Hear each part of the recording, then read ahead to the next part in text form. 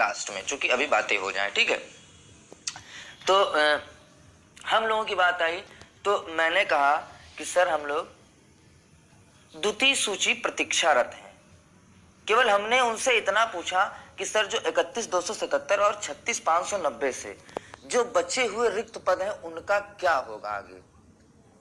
तो उनका बिल्कुल तुरंत का तुरंत जवाब आ गया, आपकी लिस्ट आने वाली तो है। ऐसा जवाब आया उनका कि आपकी लिस्ट आने वाली तो है। तो मैंने कहा सर हम लोग यही रोज रोज सुन रहे हैं, बहुत परेशान हैं। ठीक है, हम लोग यही रोज रोज सुन रहे हैं, हम बहुत परेशान हैं। तो उन्होंने कहा कि परेशान क्यों हो भाई। उन्होंने यही बोला कि परेशान क्यों हो। ठीक है, उन्होंने यही बोला कि परेशान क्यों हो, जब हम आपकी लिस्ट लेके आ रहे हैं तो परेशान क्यों हो। तो मैंने कहा सर फिर भी कुछ बता दीजिए टाइम बाउंडेशन। तो उन्होंने, तब तक उनको मीटिंग में जाना था, वो खड़े हो गए।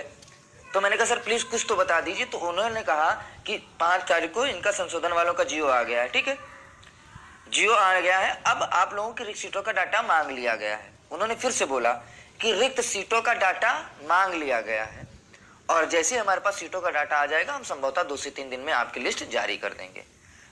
लिस्ट सीटों का डाटा आ जाने के बाद 2 से 3 दिनों में आपकी लिस्ट जारी कर देंगे। आप लोग परेशान मत होइए, बिल्कुल 1% भी परेशान ना होइए। यदि हमारे ऊपर थोड़ा सा भी विश्वास रखते हैं तो आप परेशान नहीं, हम आपकी बातें रख देंगे। ठीक है। तो मैंने कहा सर मंत्री जी तो मैंने बोला कि सर मंत्री जी तो कभी इस पर जवाब नहीं देते। तो उन्होंने कहा कि देखिए हम किसी मंत्री विधायक किसी की नहीं सुनते हैं, हमारा कुछ अपना अधिकार है, हमारा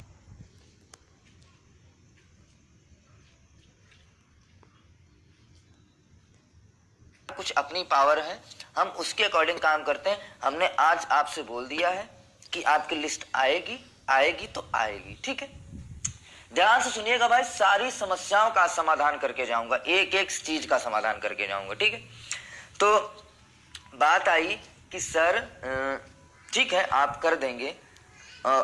तो हाँ, उन्होंने एक चीज और बोली कि देखिए आपकी लिस्ट पे अभी कोई काम नहीं हो रहा था, अभी कोई काम नहीं हो रहा था।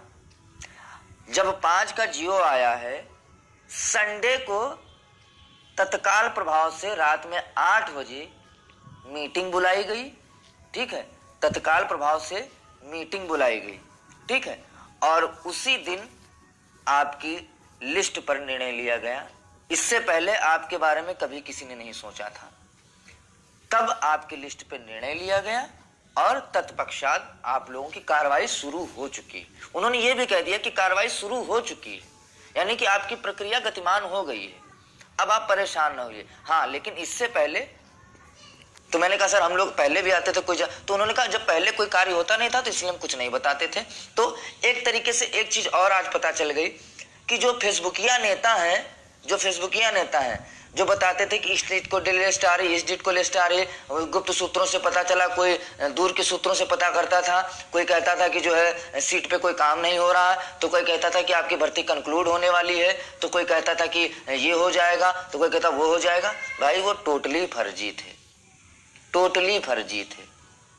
डीजी सर खुद अपने मुंह से बोल रहे हैं कि आपकी लिस्ट पे संभवतः आज से काम स्टार्ट हो गया। काम स्टार्ट नहीं होगा, लगभग प्रक्रियाएं हम लोग 20% कर चुके हैं आपकी लिस्ट के ऊपर, लेकिन इससे पहले हम आपकी लिस्ट के बारे में नहीं सोच रहे थे। तो ये तो वार्ता हुई डीजी सर से। ठीक है, तो इससे पहले जो भी आपके यहाँ सोशल मीडिया पे पोस्ट आके आप लोगों को भ्रमित कर रही थी कि अब लिस्ट आ जाएगी, ये आ जाएगा, वो आ जाएगा, ये दुनिया भर का बवाल हो जाएगा, वो टोटली फर्जी न्यूज बता रहे थे। ठीक, फर्जी न्यूज बता रहे थे।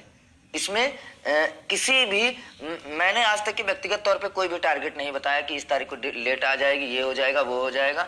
दुनिया भर का जो बवाला बता रहे थे वो आप सभी जानते हैं, उनके बारे में मुझे किसी को टारगेट करने की जरूरत नहीं, क्योंकि बात लंबी खींचनी है तो उनको टारगेट करेंगे तो बात नहीं पूरी हो पाएगी। ठीक है, फिर आगे बात करते हैं। क्योंकि तुरंत डीजी सर मीटिंग में चले गए, हम लोग गणेश सर के पास पहुंचे, वहां भी पता चला गणेश सर मीटिंग में जा रहे थे।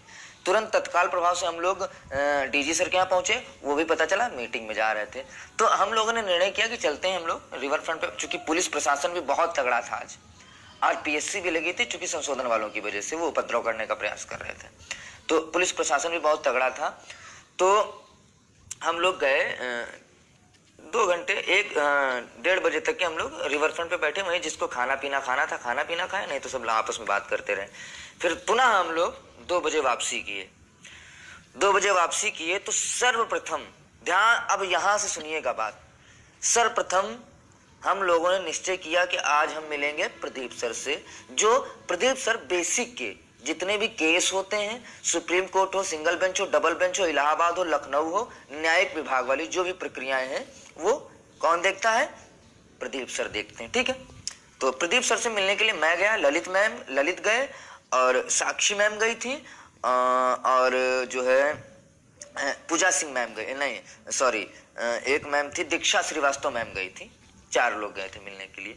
चूंकि मैं ही आगे था तो मैंने ही बात की, तो गणेश सर से प्रदीप सर से प्रणाम हुए। तो मैंने एक हमारे जो परम मित्र हैं जो सेलेक्ट हो गया 69,000 भर्ती में, बीटीसी के नेता हैं वो, चूंकि उनसे मेरी बात हुई थी तो उनको मैंने जो है उनका रेफरेंस दिया और बात स्टार्ट की। तो उन्होंने कहा ठीक है आप अपनी बात रखिए। डीजी सर से हमारी वार्ता तकरीबन 10 मिनट की हुई, लेकिन प्रदीप सर से वार्ता हमारी तकरीबन 25 से 30 मिनट के बीच में, 25 से 30 मिनट के बीच में झमाझम सवाल जवाब हुए, झमाझम, 1-2 मिनट नहीं, 25 से 30 मिनट झमाझम सवाल जवाब हुए। तो पहला क्वेश्चन मेरा वही जो डीजी वाला था, डीजी सर के यहाँ जो मैंने किया। उन्होंने कहा हाँ विभाग मीटिंग हुई है, आप लोगों की प्रक्रिया स्टार्ट तो होगी, उसमें क्यों परेशान हो रहे हैं आप लोग? तो मैंने कहा सर ठीक है वो प्रक्रिया स्टार्ट हो रही है, क्या सर आप ये बताइए कि मान लिया चूंकि कोई अभी भी एक टेंटेटिव डेट कोई नहीं बता रहा कि इस डेट में लिस्ट आ रही है, यदि हमारी लिस्ट सपोज करो सर जब आएगी, जब भी आएगी, तो इसका हमारी लिस्ट के ऊपर पंचायत चुनाव का कोई प्रभाव तो नहीं पड़ेगा? तो थोड़ा सा मुस्कुराए और बोले कि आज आप सही जगह पे आए हैं। उन्होंने खुद बोला ये कि आज आप सही जगह आए हैं। मैं आपको बताता हूं, सर ने बोला कि देखिए ये आपकी भर्ती माननीय सुप्रीम कोर्ट के आदेश के अनुसार हो रही है। ठीक है, जब माननीय सुप्रीम कोर्ट के आदेश के अनुसार कोई भर्ती होती है तो उसमें कोई भी छोटे मोटे विभाग या निर्वाचन आयोग हो, जो भी विभाग हो, वो कोई बहुत ज्यादा इश्यूज नहीं क्रिएट कर पाता है। यानी कि यदि जरूरत पड़ेगी विभाग को तो एक एप्लीकेशन डाल देगा, वहां से उनको साइन करके आ जाएगा, आपको परमिशन मिल जाएगी। लेकिन मैं कह रहा हूं क्योंकि 31/277 हुई थी, उस टाइम एमएलसी का चुनाव था, तब भी आपकी आचार संहिता लगी थी, हो गई थी। 36/590 उसमें उपचुनाव था, तब भी आचार संहिता लगी थी, तब भी उनका हो गया था। तो आपका भी हो जाएगा, आप बिल्कुल निश्चिंत रहें। तो मैंने कहा सर आप सीधे शब्दों में बताइए कि क्या हमारी लिस्ट के ऊपर आचार संहिता का प्रभाव पड़ेगा? उन्होंने कहा बिल्कुल नहीं पड़ेगा, 1% नहीं पड़ेगा। ठीक है,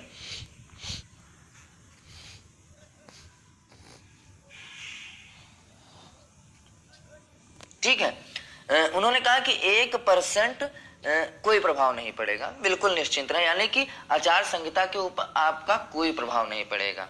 ठीक है, तो फिर बात आई, थोड़ा सा दिक्कत थी इस बात जानने की कि सर जो ये जियो आया हुआ है इसमें बीटीसी बैक वालों का इनका क्या इशू है, तो वो थोड़ा सा समझ नहीं पा रहे थे।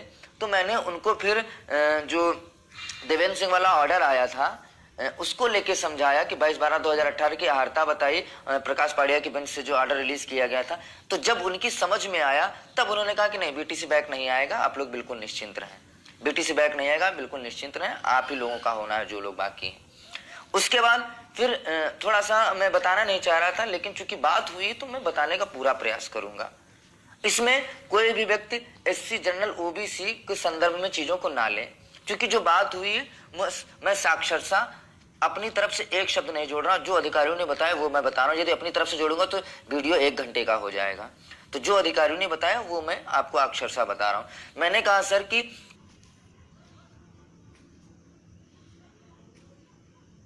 1133 पे क्या निर्णय हुआ है, क्या कुछ संभावनाएं बन रही हैं, किसमें क्या होगा?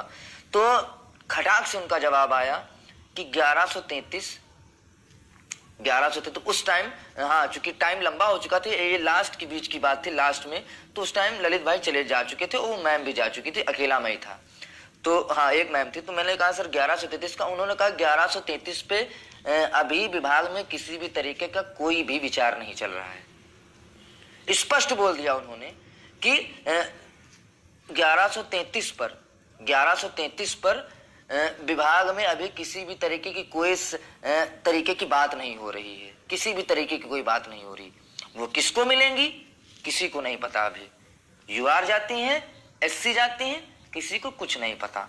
ठीक है, किसी को कुछ, खुद ये मैं नहीं प्रदीप सर की बात, उन्होंने कहा हमें कुछ नहीं पता है, किसी को जाना है क्या नहीं करना। वो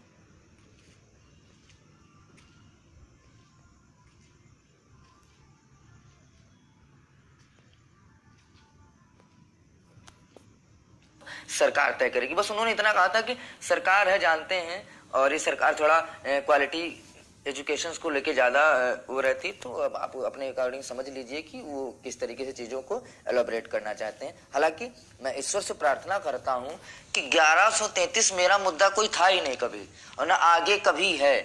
वो एससी भाई की सीटें थी, वो उन्हीं को मुबारक हो, मुझे नहीं चाहिए। लेकिन आप लोगों ने इतना ज्यादा दम भर दिया, आप लोगों ने इतना ज्यादा परेशान कर दिया प्रतीक्षारत अभ्यर्थियों को, इतना ज्यादा सेकंड लिस्ट वालों को परेशान कर दिया, 1133 1133 1133 1133। इसलिए कल जो है हम लोगों को एक्शन लेना पड़ा कि तुम लोगों को भी तो समझ में आए कि यदि हम सक्रिय हो जाएंगे तो आप कुछ कहीं नहीं रह जाओगे। नेटवर्क इशू है क्या भाई? आवाज नहीं आ रही क्या? बता दीजिए भाई आप लोग, क्या नेटवर्क इशू है? जल्दी बताइए भाई, बात बहुत लंबी रखनी है अभी। भाई जल्दी बता दीजिए, कोई कमेंट कर दो एक, क्या आवाज आ रही है? क्या मेरी आवाज आ रही है?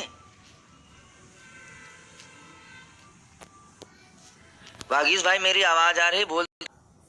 एक चीज और उन्होंने बोली कि 1133 सीटें इस जो थर्ड लिस्ट आने वाली है, वेटिंग वाली, उसमें जुड़ के नहीं आ रही। ठीक है, स्पष्ट बोल दिया प्रदीप सर ने कि 1133 की सीटें थर्ड लिस्ट में, सेकंड लिस्ट में जुड़ के नहीं आ रही हैं। उनके लिए यदि विभाग चाहेगा तो अलग से अपना लिस्ट निकाल देगा, वो जिनको देना होगा। यदि एससी भाई को मिलती हैं तो उनको दिली मुबारकबाद, मैं अभी से मुबारकबाद देता हूं कि उनको मिल जाए, कोई इशू नहीं, हमें कोई दिक्कत नहीं। ठीक है, यदि उनको मिल जाए तो उनको। लेकिन हाँ, एक तो बात श्योर हो गई है कि 1133 सेकंड लिस्ट में जुड़ के नहीं आ रही। ठीक है, तो तकरीबन उनसे वार्ता मेरी 25 से 30 मिनट की हुई। तो सर तो जाने ही नहीं दे रहे थे, इतना समझ लीजिए आज कि सर तो जाने ही नहीं दे रहे थे। जबरदस्ती हम लोगों ने कहा ठीक है सर, आपका बहुत बहुत आभार, आपने हमारी बात सुनी और आपने चीजों को बताया हम लोगों को, और शायद हमें भविष्य में जरूरत पड़ी रही थी, तो हम जरूर आपसे फिर से मुलाकात करेंगे। तो उन्होंने कहा हाँ बिल्कुल बेटा, यदि किसी प्रकार की दिक्कत हो तो आप बताइएगा। ठीक है, जब भी आप आओगे आपको सारी बिल्कुल हमेशा ऑथेंटिक चीजों से अवगत कराया जाएगा। ठीक है, फिर वहां से हम लोग निकल के आए, तुरंत गणेश सर के यहाँ गए, तुरंत गणेश सर के यहाँ गए। गणेश सर से मुलाकात हमारी 20 मिनट की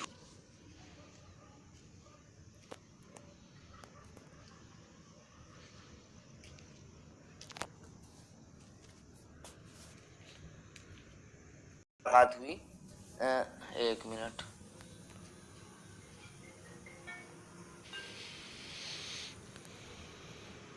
तुम क्या ड्रामा बना रहे हो, तुम हर हफ्ते में 3-4 बार आते हो, तुम्हारा समझ में नहीं आता है, चीजें बताई जा रही हैं। फिर हम आज चूंकि लंबा टाइम लिया गणेश सर, तो जब हम लोगों ने थोड़ा सा इमोशनली हुए तो हंसने लगे। क्या हंसने?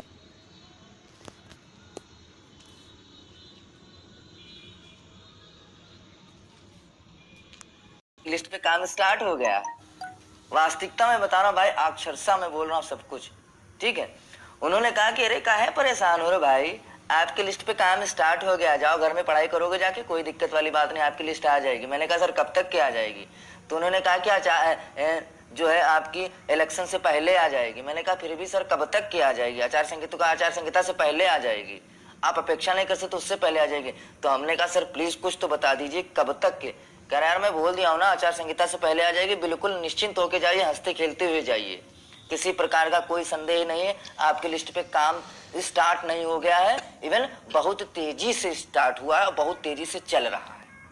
ठीक है, तो तकरीबन 20 मिनट की साथ हम लोग डायरेक्टर सर के यहाँ गए।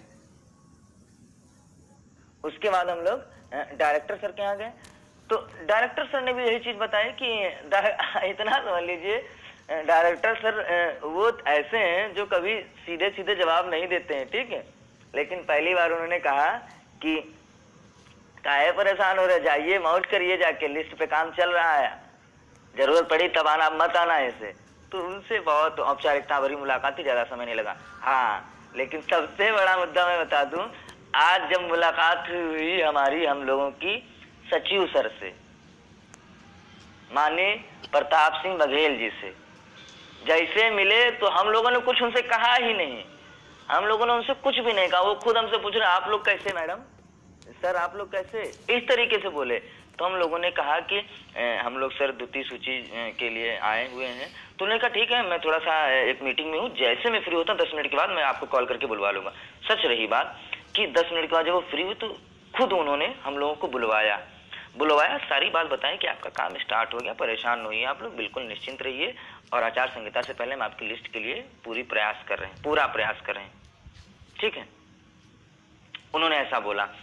फिर उसके बाद कुछ वहां पे मेरे पर्सनल गुप्त सूत्र हैं, ध्यान से समझिएगा, जो पर्सनल में, अब उनको गुप्त सूत्र समझ लीजिए या बाबू उनको समझ लीजिए, या जो है क्या बोलते हैं कि दादा समझ लीजिए, या जिनको मैं थोड़ा बहुत पान मसाला खिला देता हूँ, चाय पिला देता हूँ, वो दादा लोग हम लोगों का काम कर देते हैं।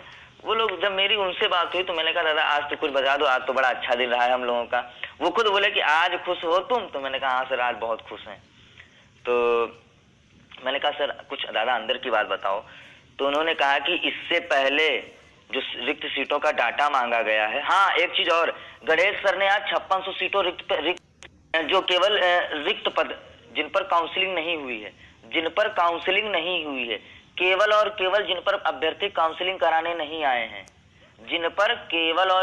अभ्यर्थी काउंसलिंग कराने नहीं आए हैं, उनकी संख्या गणेश सर ने 5600 बताई है, 5600 बताई है, याद रख लीजिएगा, ठीक है। तो उसके बाद जो भी लोग थे, तो उनसे जब बात की गई, जो बाबू थे उनसे जब बात हुई तो उन्होंने कहा कि इससे पहले जो आपका सीटों का डाटा मंगाया गया था उसमें तकरीबन जो मुझे पता है वो 7000 से यानी कि 7500 के बीच में, 7000 से 7500 के बीच में एग्जैक्टली, तो मैं चलो मैं एग्जैक्टली बता दे रहा हूँ, 7785 या 7700 समझ लीजिए, 7500 समझ लीजिए, जो आप लोगों को समझ में आए। तो उतनी सीटें आई हैं, हाँ, लेकिन ये अंतिम नहीं है, अभी आपका रिक्त सीटों का डाटा मांग लिया गया है या आज मांग लिया जाएगा, जो भी करना है वो प्रक्रिया पूरी की जा रही है, सीटों की संख्या बढ़ेगी घटेगी नहीं, ठीक है। और आपकी लिस्ट, उन्होंने ये बोला कि आपकी लिस्ट संभवतः, भाई ये मेरे शब्द नहीं है, कल को मैं डेट बता दे रहा हूँ तो आप लोग जो है मेरे पीछे पड़ जाओ, रंजीत यादव ने कह दिया, रंजीत यादव ने, भाई मैंने कुछ नहीं कहा, अधिकारियों के शब्द हैं। उन्होंने कहा कि आपकी लिस्ट आपका लिस्ट का जो जियो है संभवतः 13 से 15 के बीच में आ जाएगा, 13 से 15 के बीच में जियो आ जाएगा और 20 से पहले आपकी लिस्ट आ जाएगी। 13 से 15 के बीच में जियो आएगा और 20 से पहले लिस्ट आएगी। बाकी जो अकली गद्दा लगा रहे हैं सोशल मीडिया पे, हमारे बड़े भैया जो कामेश्वर उपाध्याय हैं, जो 22 तारीख से बिल्कुल गायब हैं, दिखाई नहीं पड़ रहे हैं, फोन करो फोन नहीं उठाते हैं, लोगों से बोलते हैं मेरा काम खत्म हो गया, मैं कोई लिस्ट नहीं निकलवाऊंगा, कुछ नहीं कराऊंगा। आज बड़े भाई अचानक पता नहीं कहाँ सो रहे थे, अचानक जगे और बोल दिए कि हमारी लिस्ट में आने में अभी 20 दिन लग जाएंगे, कम से कम आप लोग प्रयास करते रहो। तो मैंने कहा पता कुछ नहीं है, गुप्त सूत्र पता नहीं कौन से गुप्त सूत्र हैं, जब कोई मिलने जाता तभी उनके गुप्त सूत्र जगते हैं, उससे पहले नहीं पता चल पाता है किसी को। तो राजनीति ना करो, सुसुप्त अवस्था में तो वहीं पे पड़े रहो, बाकी हम लोग काम करा लेंगे, परेशान ना हो, ठीक है। तो फिर उनसे जब बात हुई तो उन्होंने कहा कि आपका 13 से 15 के बीच में जियो आ जाएगा और 20 से पहले आपकी लिस्ट आ जाएगी। ये मेरे शब्द नहीं है भाई, अधिकारियों के शब्द हैं, दादा के शब्द हैं, बाबू के शब्द हैं, ठीक, जो भी आप समझ लीजिए। तो इतनी बात हुई। फिर हाँ, मैंने बता दिया, प्रताप सिंह बघेल सर से बात हो गई, ठीक है। आज का सबसे रोचक मैं बताऊं कि प्रताप सिंह बघेल सर जब जा रहे थे तो संशोधन वाले 35-40 बच्चों ने उनको घेर लिया। तो उन्होंने, प्रताप सिंह बघेल सर ने खुद बोल दिया, देखिए भैया हमारे हाथ में कुछ नहीं है, आप मुख्यमंत्री से मिलिए जाके, हमारे हाथ में कुछ नहीं, हम अब कुछ नहीं कर पाएंगे आप लोगों का, ठीक है।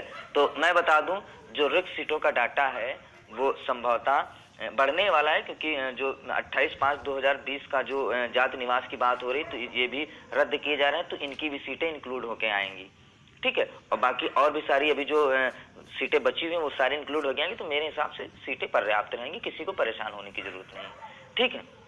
अब आगे बात करते हैं जो कल से 2 दिन से मेलोड्रामा चल रहा है, कल से जो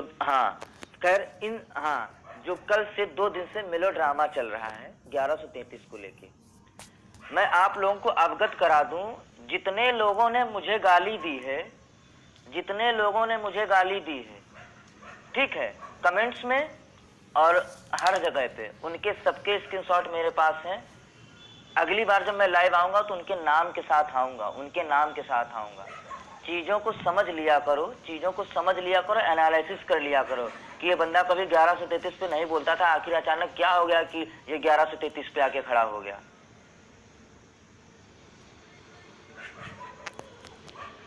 ठीक है, एक मिनट भाई, एक मिनट।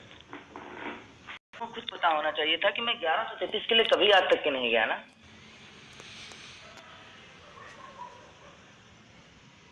आखिर आज क्या जरूरत पड़ गई कि कल क्या जरूरत पड़ी कि हमें बोलना पड़ा। ध्यान से सुनेगा, कोई जाएगा नहीं। जिन लोगों ने गाली दी उन्होंने सही नहीं किया है, क्योंकि तुम सोशल मीडिया पे केवल लिखना जानते हो, कभी काम करना नहीं जानते हो। जिस दिन काम करके दिखा दोगे उस दिन मैं जानूंगा। जितने नेता ही दिखाते हो ना सोशल मीडिया पे, दिमाग ठिकाने कर दूंगा एक एक का।